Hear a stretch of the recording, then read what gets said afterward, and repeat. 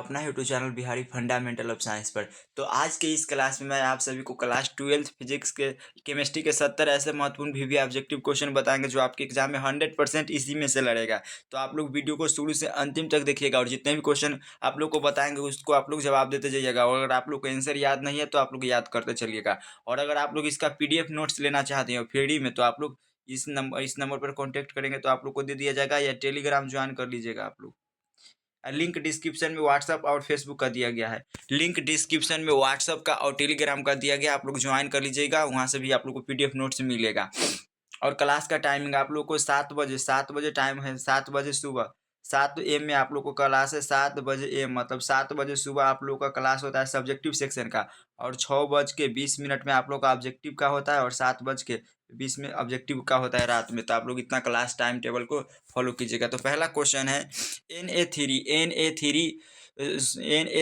Cr और C2O2 में Cr की उपसंयोजक संख्या, मतलब Cr की उपसंयोजक संख्या पूछा है। तो आप लोग को इसको कैसे बनाना है, तो पहले सोडियम का परमाणु संख्या कितना होता है 11, 11 और गुने में 3 और प्लस में प्लस है, इसको कितना मान लीजिए, तो इसको x मान लीजिए।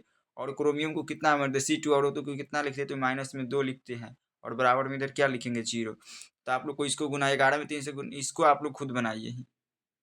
इसको आप लोग कमेंट करके बताइए, इसको आप लोग कमेंट करके बताइएगा। अगला क्वेश्चन पढ़ाते हैं। बेंजीन का सूत्र होता है, बेंजीन का अणुसूत्र है। बेंजीन का अणुसूत्र क्या है, तो बेंजीन का अणुसूत्र होता है C6 और H6 बेंजीन का अणुसूत्र होता है। तो ऑप्शन C राइट हो जाएगा। अगला क्वेश्चन है, निम्नलिखित में कौन फेरोचुंबकीय पदार्थ है, तो निम्नलिखित में कौन फेरोचुंबकीय पदार्थ है, तो आप लोग तीसरा नंबर का जवाब दीजिए। तो Fe3 और O4 है जो फेरोचुंबकीय पदार्थ है। Fe3 और O4 है जो फेरोचुंबकीय पदार्थ है। निम्नलिखित में कौन फेरोचुंबकीय पदार्थ है, Fe3 O4।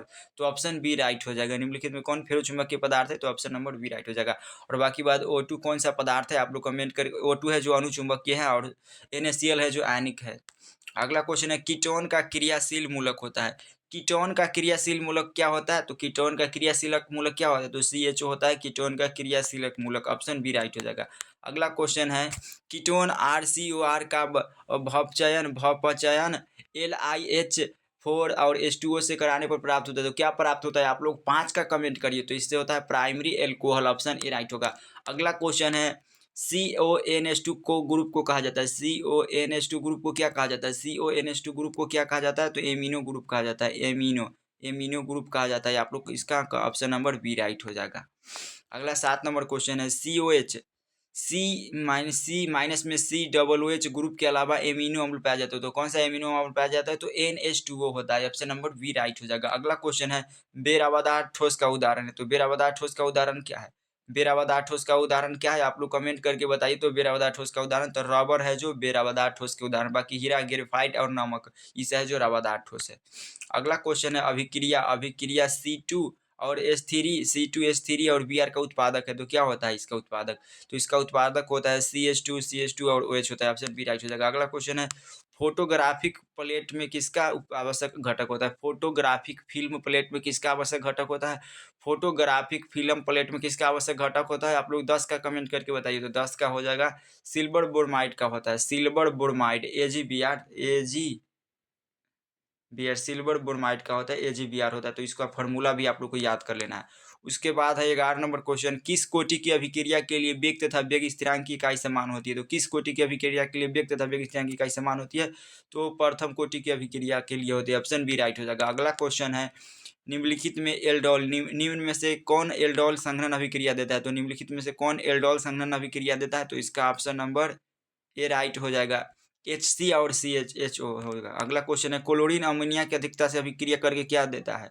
क्लोरीन अमोनिया की अधिकता से अभिक्रिया करके बनाता है। तो क्या बनाता है, क्लोरीन अमोनिया की अधिकता से अभिक्रिया करके क्या बनाता है, तो N2 और प्लस में NH4 और Cl बनाता है। तो ऑप्शन सी राइट हो जाएगा। अगला क्वेश्चन है, कौन ताप द्वारा प्रभावित नहीं होता है, कौन ताप द्वारा प्रभावित नहीं होता है, कौन ताप द्वारा प्रभावित नहीं होता है, तो मोललता होता है जो ताप के द्वारा प्रभावित नहीं होता है। ऑप्शन बी राइट हो जाएगा।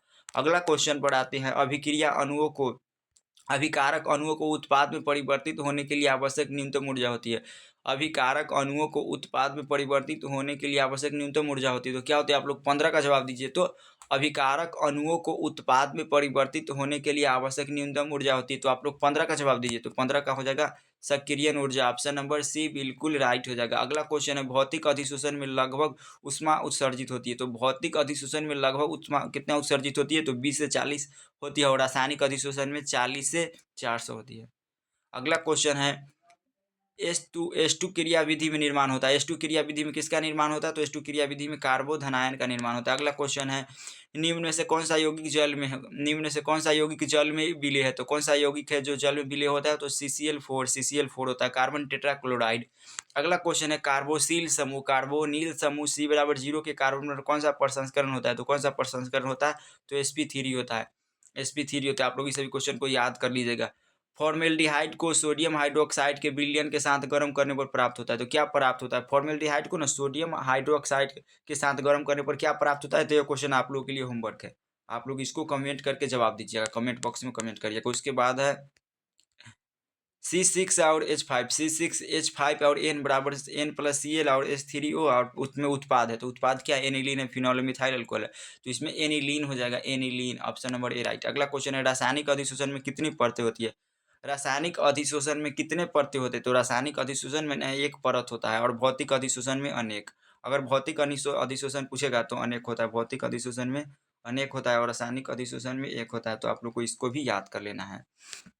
इसके बाद आता है बेकालाइट फिनॉल से किसके साथ अभिक्रिया द्वारा प्राप्त होता है, बेकालाइट फिनॉल से किसके द्वारा अभिक्रिया द्वारा प्राप्त होता है, बेकालाइट फिनॉल से किसके साथ अभिक्रिया द्वारा प्राप्त होता है, बेकालाइट होता है ना जो किसके द्वारा प्राप्त होता है, तो एसीटल्डिहाइड के द्वारा होता है। अगला क्वेश्चन पढ़ाते हैं। अगला क्वेश्चन है उपसहसंयोजक यौगिक, उपसहसंयोजक यौगिक में NiCN में निकोल की प्रसंस्करण संख्या, तो निकोल की होगी ऑप्शन नंबर, Ni की कितना होती है, Ni को x मान लेंगे और माइनस में 1 और बराबर, तो इसका हो जाएगा 1 प्लस होगा, 1 plus, option number B right हो जाएगा।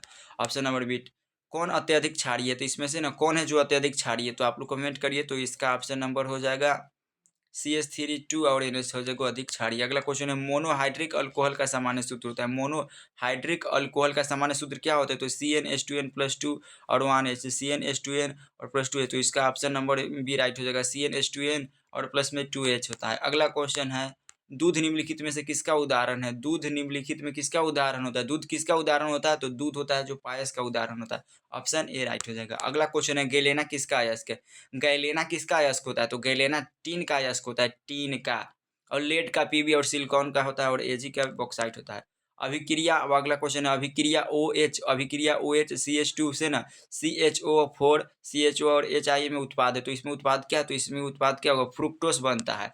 अगला क्वेश्चन है निम्न में से पी पाई और डी पाई बंधन है, तो निम्न से किस में पी पाई और डी पाई बंधन है, तो SO3 और 2 में होता है। अगला क्वेश्चन है वर्ग 16 के तत्व कहलाते हैं, वर्ग 16 के तत्व क्या कहलाते हैं, तो वर्ग 16 के तत्व ना कैल्कोजन कहलाते हैं, कैल्कुलोजन, और वर्ग 17 के तत्व हाइलोजन कहलाते हैं। अगला क्वेश्चन है प्रथम संक्रमण श्रेणी में उच्चतम ऑक्सीकरण अवस्था प्रदर्शित करने वाला तत्व है, प्रथम संक्रमण श्रेणी में उच्चतम ऑक्सीकरण अवस्था प्रदर्शित करने वाला तत्व कौन हो जाएगा, तो इसमें उच्चतम ऑक्सीकरण प्रदर्शित करने वाला तत्व निकोल हो जाएगा, निकेल। अगला क्वेश्चन है निम्नलिखित में से किस तत्व में 4F ऊर्जा स्तर क्रमिक रूप से भरता है, निम्नलिखित में से किस तत्व में 4F ऊर्जा क्रमिक रूप से भरता है, तो किस में भरता है, तो लेंथेनाइड में भरता है, ऑप्शन ए राइट हो जाएगा। अगला क्वेश्चन पर आते हैं K3Cr C2O4 में ना C3 में Cr की उपसह संयुग्म संख्या है, तो Cr की उपसह संयुग्म संख्या कुछ पूछा है, तो इसमें हो जाएगा 3। अगला क्वेश्चन है किसी सेल अभिक्रिया की साम्यावस्था प्राप्त करने पर विद्युत वाहक बल EI में पर होता है, तो क्या होता है, तो इसका शून्य होता है। किसी सेल अभिक्रिया की साम्यावस्था पर सेल का विद्युत वाहक बल प्राप्त करने में होता है, शून्य होता है। अगला क्वेश्चन है प्रैक्टिस सेट 2 पर आते हैं, प्रैक्टिस सेट 1 कंप्लीट हो जाएगा, प्रैक्टिस सेट 2 पर आता है सेक्शन ए है और वस्तुनिष्ठ प्रश्न है, ऑब्जेक्टिव टाइप क्वेश्चन। तो पहला क्वेश्चन है एक फैराडे कितने कूलाम के बराबर होता है, एक फैराडे कितने कूलाम के बराबर होता है, तो 96,500 कूलाम के बराबर होता है, एक फैराडे कितने कूलाम के बराबर होता है, तो 96,500। अगला क्वेश्चन है लोहे का मुख्य अयस्क है, तो लोहे का मुख्य अयस्क क्या होता है, तो लोहे का मुख्य अयस्क होता है हेमाटाइट, लोहे का मुख्य अयस्क हेमाटाइट होता है, ऑप्शन सी राइट हो जाएगा। अगला क्वेश्चन पढ़ाते हैं। अगला क्वेश्चन है अल्कोहल बनने में एल्केन के एक हाइड्रोजन को किस ग्रुप द्वारा प्रतिस्थापित किया जाता है, तो किस ग्रुप के द्वारा प्रतिस्थापित किया जाता है, तो हाइड्रोक्सिल ग्रुप के द्वारा प्रतिस्थापित किया जाता है। अगला क्वेश्चन है संक्रमण तत्व को और किस नाम से जाना जाता है, संक्रमण तत्व को और किस नाम से जाना जाता है, तो पी ब्लॉक के तत्व के नाम से भी जाना जाता है, संक्रमण तत्व को और किस नाम से जाना जाता है, तो पी ब्लॉक के तत्व के नाम से। अगला क्वेश्चन है 5 नंबर कार्बोहाइड्रेट जो जलांशित होकर 3 से 10 मोनोसैकराइड इकाई प्रदान करते हैं उसे क्या कहते हैं? तो उसे क्या कहते हैं? उसे डाइसैकराइड कहते हैं, या मोनोसैकराइड, या पॉलीसैकराइड, या ओलिगोसैकराइड। तो उसे ओलिगोसैकराइड कहते हैं। कार्बोहाइड्रेट जो जलांशित होकर 3 से 10 मोनोसैकराइड इकाई प्रदान करते हैं उसे ओलिगोसैकराइड कहते हैं। उसके बाद है ब्यूना एन तथा ब्यूना एस रबर है। तो क्या रबर है? ब्यूना एन तथा ब्यूना एस रबर है, तो एक संश्लेषित रबर है, संश्लेषित रबर। अगला क्वेश्चन है, पेट में अत्यधिक अम्ल को बनने से रोका जा सकता है। पेट में अत्यधिक अम्ल को बनने से रोका जा सकता है। तो पेट में अत्यधिक अम्ल को बनने से कैसे रोका जा सकता है? तो प्रत्यय अम्ल के द्वारा रोका जा सकता है। अगला क्वेश्चन है, CH3COOH, CH3COOH का आईपीएससी नाम क्या है? CH3COOH का आईपीएससी नाम क्या है? तो के में कार्बन की संख्या क्या है? 2, 1 और 2, तो मेथ एथ, तो एथेनोइक अम्ल हो जाएगा। ऑप्शन नंबर बी राइट हो जाएगा। अगला क्वेश्चन है, सुक्रोज का सूत्र होता है। सुक्रोज का सूत्र क्या होता है? तो C12H22 और O11, C12H22 और O11 होता है, C12H22 और O11, C12H22 और O11। Option number B right हो जाएगा। अगला क्वेश्चन है, CH3CNH2 को जाना जाता है, तो क्या जाना जाता है? CH3CH2 और NH2 को जाना जाता है, तो किस नाम से जाना जाता है? तो क्या कार्बन की संख्या 1, 2, तो मेथ एथ, एथ एथ एथ मेथ एथ। तो इसको क्या नाम से जाना जाता है? तो इसको ना एथाइल एमिन के नाम से जाना जाता है, एथाइल एमिन के नाम से जाना जाता है। अगला क्वेश्चन है, आवर्त सारणी के ग्रुप के तत्व को जाना जाता है। आवर्त सारणी के ग्रुप के तत्व को किस नाम से जाना जाता है? तो आवर्त सारणी के ग्रुप के तत्व को ना क्षारीय धातु या क्षारीय भूमि धातु के नाम से जाना जाता है। अगला क्वेश्चन है, एक विधि जिसमें किसी धात्विक अयस्क को हवा की अधिकता में उसे क्या कहते हैं? एक धातु की जिसकी हवा की अधिकता में गर्म किया उसे क्या कहते हैं? उसे भर्जन कहते हैं। हवा की अधिकता में भर्जन। अगला क्वेश्चन है, कॉपर धातु का शोधन निम्नलिखित में किस विधि द्वारा किया जाता है? कॉपर धातु का शोधन निम्नलिखित में किस विधि के द्वारा किया जाता है? तो आप लोग कमेंट करके बताइए।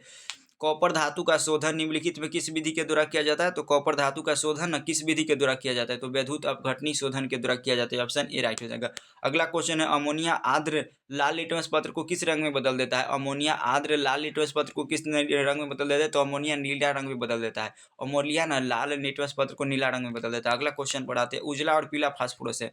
उजला और पीला फास्फोरस क्या है? तो आप लोग 15 का कमेंट करिए। तो उजला और पीला फास्फोरस क्या है? तो उजला और पीला फास्फोरस एक अप्रूफ है। ऑप्शन ए राइट हो जाएगा।